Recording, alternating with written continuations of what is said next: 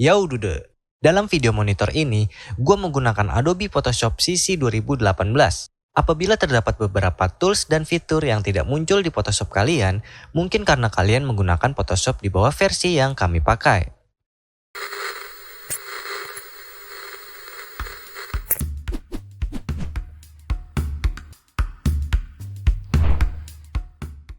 Lu hobi bermain game? Atau mungkin sebagian dari kalian adalah seorang gamers?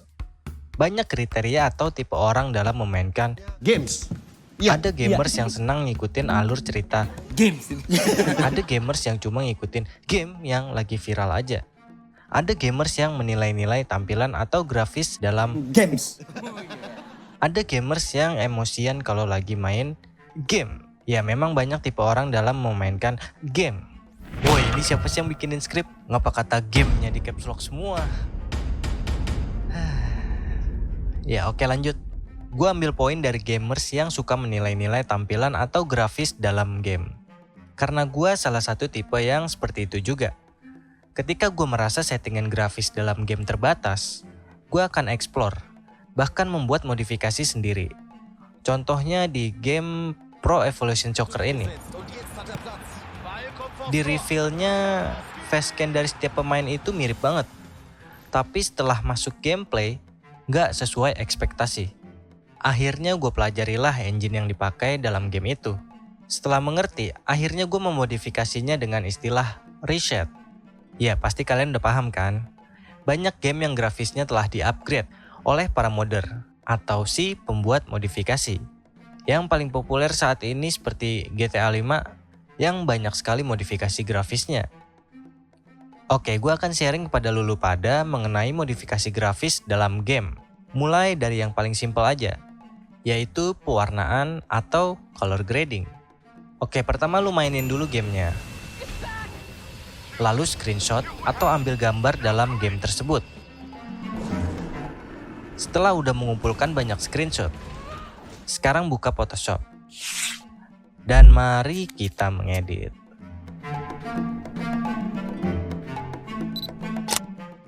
Masukkan gambar yang udah lu screenshot ke Photoshop. Nah, dalam pewarnaan, untuk mengubah ambience ini, gue biasa menggunakan metode adjustment VESH. V-E-S-H. Vibrance, Exposure, Selective Color, and Hue Saturation. Oke, lakukan itu dengan klik Adjustment, Hue Saturation. Lalu Adjustment, Selective Color. Adjustment, Exposure. Adjustment, Vibrance.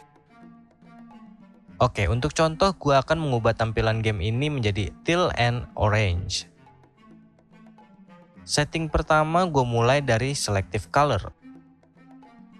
Mulai dari warna merah. Pada cyan, minus 30. Magenta, minus 3. Yellow, 30. Black, minus 15. Selanjutnya warna kuning. Pada cyan, minus 42. Magenta, 12. Yellow, 15. Black, 0 aja. Lalu warna cyan. Pada cyan, minus 4. Magenta, minus 3. Yellow, 30. Black, minus 15. Berikutnya warna biru. Pada cyan, 80. Magenta, minus 80. Yellow, 30. Black, 0. Berikutnya warna magenta. Pada cyan, 100.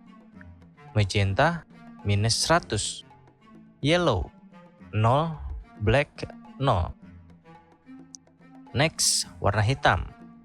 Untuk ambience-nya. Pada cyan, 10. Magenta, 2. Yellow, 10. Sebenarnya teal and orange di angka 10 ini dapat looknya, tapi kesan horornya jadi berkurang.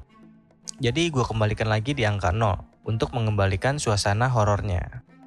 Black-nya 0 saja.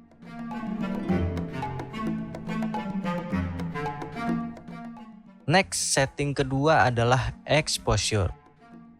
Bisa mulai setting exposure plus 0,2, offset minus 0,0030, gamma correction 1,03. Ini terserah kalian kalau ingin terkesan HDR tampilannya, tapi akan menghilangkan efek fog atau suasana berkabut. Nah, untuk game Resident Evil 3 yang lagi Apocalypse ini, pendapat gue lebih baik tetap ada kabutnya.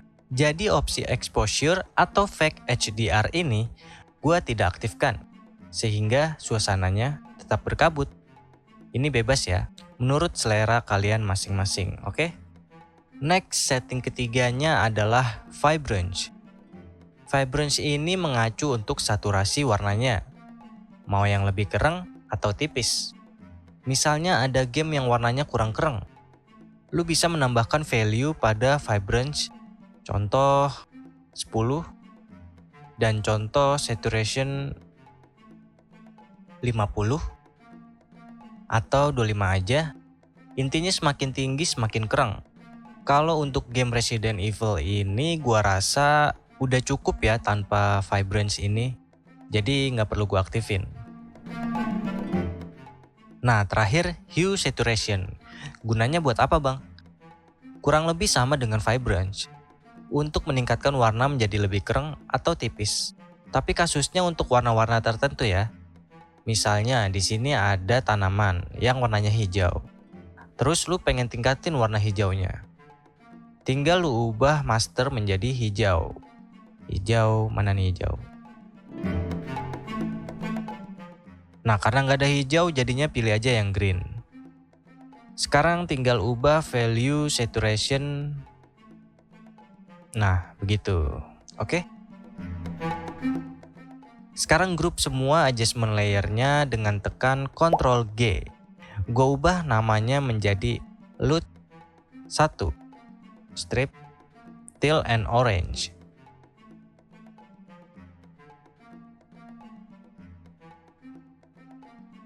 Sekarang coba masukkan lagi gambar berikutnya, hanya untuk melihat tampilannya aja.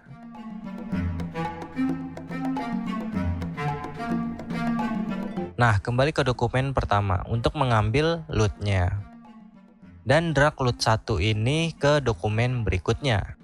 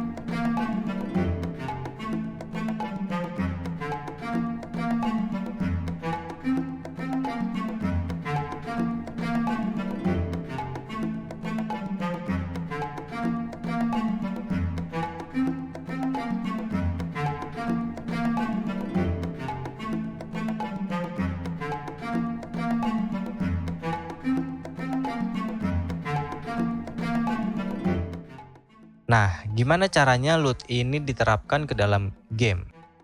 Syarat pertama, lu butuh aplikasi bernama Reset,